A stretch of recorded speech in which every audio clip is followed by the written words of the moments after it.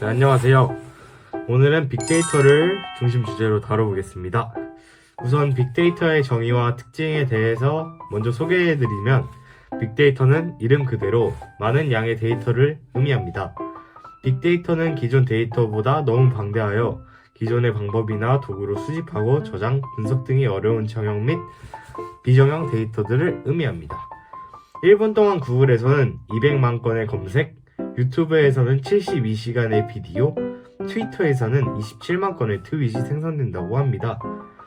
PC와 인터넷, 모바일 기기 이용이 생활화되면서 사람들이 이곳에 남긴 발자국은 데이터가 되며 이는 기하급수적으로 증가하고 있습니다. 쇼핑을 예를 들어서 보면 데이터의 관점에서 보면 과거에는 계산 기록 등을 통해 상점에서 물건을 살 때만 데이터가 기록되었습니다. 반면 인터넷 쇼핑몰의 경우 구매를 하지 않더라도 방문자가 돌아다닌 기록이 자동적으로 데이터로 저장되게 됩니다. 어떤 상품에 관심이 있는지, 얼마 동안 쇼핑몰에 머물렀는지 또한 알 수 있습니다. 사람들은 쇼핑뿐만 아니라 은행, 금융거래, 교육과 학습, 여가활동, 자료검색과 이메일 등 하루 대부분의 시간을 PC와 인터넷에서 사용합니다. 따라서 이러한 추세를 보았을 때 앞으로 데이터의 중요성은 커질 것이고 이 데이터를 어떻게 처리하고 활용할 것인지 그 기술의 중요성도 나날이 커질 거라고 생각됩니다. 그렇지만 단순히 데이터의 양이 많다고 해서 그것을 빅데이터라고 부를 수 있을까요? 빅데이터의 주된 특징을 세 가지로 나누자면 그것은 크기와 다양성과 속도입니다. 이것을 3V라고도 하는데요. 여기에서 크기, 볼륨은 데이터의 물질적인 크기를 말합니다. 크기는 기업의 데이터, 웹 데이터, 센서 데이터 등 큰 규모로 확장된 데이터를 말합니다. 다양성은 데이터의 형태를 말합니다. 기존 기업 데이터 환경에서 사용되는 관계형 데이터베이스에 저장된 데이터인지 웹 서버에 남은 사용자 데이터나 기기 데이터와 같은 데이터인지 비디오나 이미지 같이 비정형 데이터인지 등 데이터의 형태에 따라 그 종류가 나뉘게 됩니다. 빅데이터는 이 모든 데이터를 포함하기 때문에 이를 다룰 수 있는 기술이 필요합니다. 마지막으로는 속도입니다. 빅데이터의 중요한 특징으로 또 뽑히는 속도는 곧 데이터의 처리 능력을 말합니다. 데이터는 수집, 가공, 분석하는 일련의 과정을 실시간 또는 일정 주기에 맞춰 처리할 수 있어야 합니다. 즉, 단순한 크기의 데이터가 아니라 부피가 크고 변화의 속도가 빠르며 속성이 매우 다양한 데이터라는 세 가지 특징을 가진 큰 데이터를 빅데이터라고 볼 수 있습니다. 그렇기 때문에 빅데이터는 단순히 대용량 데이터 그 자체만을 자칭하는 것이 아니라 그 데이터를 효과적으로 처리할 수 있고 그것을 분석할 수 있는 기술에 더 초점을 둔 용어라고 할 수 있으며 기업의 관점에서는 가치를 생성할 수 있는 데이터를 빅데이터라고 해석하기도 합니다. 단순히 데이터를 쌓아두기만 한다면 그것을 빅데이터라고는 할 수 없겠죠. 빅데이터를 이야기할 때 데이터베이스를 함께 설명하는 경우가 있습니다. 데이터베이스는 많은 데이터를 효과적으로 저장하기 위해 잘 만들어진 시스템인데 잘 만들어졌다는 이야기는 필요한 경우에 쉽고 빠르게 찾아 사용할 수 있고 데이터를 비교하고 분석해서 필요한 정보를 쉽게 뽑아낼 수 있는 것을 의미합니다. 예를 들면 가계부를 작성한다고 생각해 봅시다. 콩나물 1,000원어치는 2021년 1월 1일 땡땡마트 콩나물 1,000원 구매 부식비, 채소와 국거리 라고 적을 수 있습니다. 데이터베이스는 이 정보를 시스템에 저장하고 2021년에 부식비로 지불한 금액은? 이라는 질문에 대하여 2021년 부분과 마지막 부식비 부분에 일치하는 데이터를 따로 모아서 답을 제공하는 기술입니다. 그런데 가지고 있는 데이터가 마트, 시장, 인터넷의 영수증이라면 각각 기록 방식과 포함한 정보가 다르므로 언제, 어디서, 얼마에, 어떻게, 어떤 품목으로 맞게 데이터를 저장하는 것은 불가능합니다. 데이터베이스의 기술은 목적을 미리 정하고 그에 맞도록 데이터를 어떻게 하면 효과적으로 저장하고 분석할 수 있을까 라고 생각하는 기술입니다. 그렇다면 빅데이터를 처리하는 기술에는 어떤 것이 있을까요?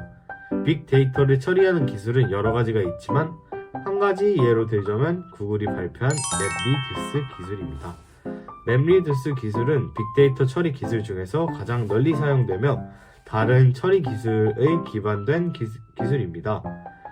이 기술은 단어에서 의미하듯이 빅데이터를 분산 처리하는 맵이라는 기능과 분산 처리된 중간 결과를 모아서 정리하는 리듀스라는 기능을 이용해서 데이터를 병렬로 구속 처리하는 기술입니다. 데이터를 빠르게 처리하기 위해 쌓인 빅데이터를 여러 서버로 분산해 각 서버에서 나눠서 처리하고 이를 다시 모아서 결과를 정리하는 분산, 병렬 기술 방식을 취하는 것입니다. 왜냐하면 아무리 좋은 고성능 서버라도 많은 양의 데이터를 혼자서 처리하는 것은 역부족이기 때문입니다. 이해하기 쉽게 사진과 함께 설명하겠습니다. 사진 여기 뜨겠죠? 이렇게 땅땅땅. 이 사진은 맵듀리스의 개념을 표현한 예제인데 여러 도형의 같은 모양, 같은 색깔의 도형이 몇 개씩 있는지 세는 것을 맵과 리듀스로 보여준 것입니다. 먼저 주어진 도형을 종류별로 번호를 붙입니다. 이를 맵한다고 합니다. 앞서 말했듯이 하나의 컴퓨터에서 이것을 하면 처리하는데 한계가 있기 때문에 여러 컴퓨터에 나눠서 번호를 붙이는 작업을 하는데 이를 병렬화라고 합니다. 그리고 각각 컴퓨터에서 같은 종류로 먼저 모읍니다. 이후에 모든 컴퓨터에서 같은 종류끼리 모은 것을 종합하여 개수를 셉니다. 이 단계에서 여러 컴퓨터를 펼쳐놓은 데이터를 계산하여 모은다고 해서 리듀스 단계라고 합니다. 이 외에도 빅데이터를 처리하는 기술은 아주 많습니다. 지금까지 빅데이터에 대해서 알아보았는데 빅데이터와 인공지능은 어떤 관련이 있을까요? 바로 이러한 빅데이터를 통해 인공지능을 훈련시킵니다. 이것을 머신러닝이라고 합니다. 기계가 반복된 데이터를 바탕으로 어떤 인식을 하게 되는 것이 머신러닝이고 머신러닝을 바탕으로 스스로 응용할 수 있게 하는 것이 딥러닝입니다. 이러한 방식을 통해 인공지능은 꾸준히 급속도로 연구 개발되고 우리 삶의 질을 높여줍니다. 하지만 마냥 좋은 점만 있는 것은 아닌데요. 인공지능 기술이 실생활과 밀접한 관계를 맺으면서 관련된 윤리적인 문제가 대두되고 있습니다. 예시로 글의 이미지 인식 기술의 불완전성이 흑인 여성을 고릴라로 인식하거나 니체시 번역 과정에서 니그로라고 차별하는 단어를 사용하고 마이크로소프트에서 테이 챗봇이 사용 과정에서 인종차별자나 혐오주의자의 표현을 사용하게 된 것은 알고리즘의 불완전성 또는 데이터의 부족, 잘못된 학습 등의 결과입니다.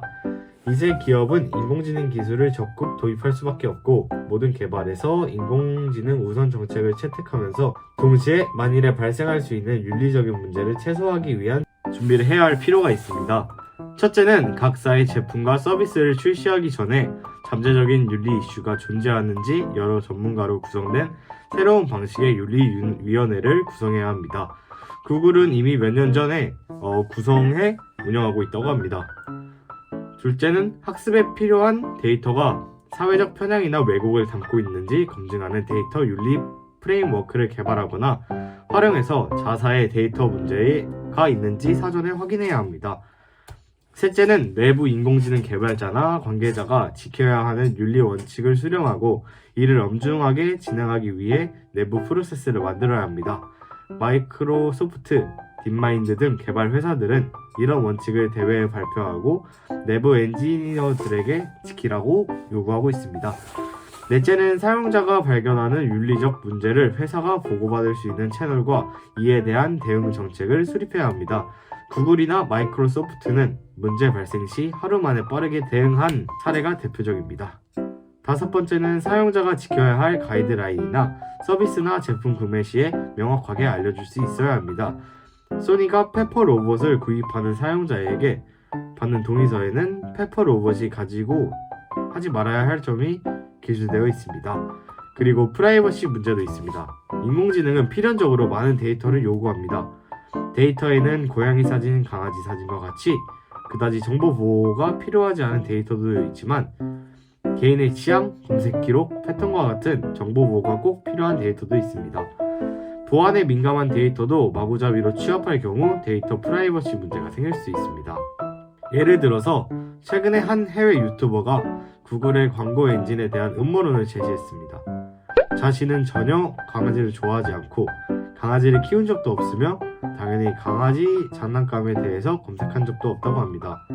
크롬을 통해 여러 언론 홈페이지에 있는 광고 중에 강아지 장난감 관련 광고가 없다는 것을 미리 보여준 후 컴퓨터에 헤드셋을 연결하고 강아지 장난감이라는 단어를 넣은 말을 하기 시작했는데 이후 다시 크롬을 켜서 언론사 홈페이지에 들어갔더니 강아지 관련 광고가 떠 있었습니다.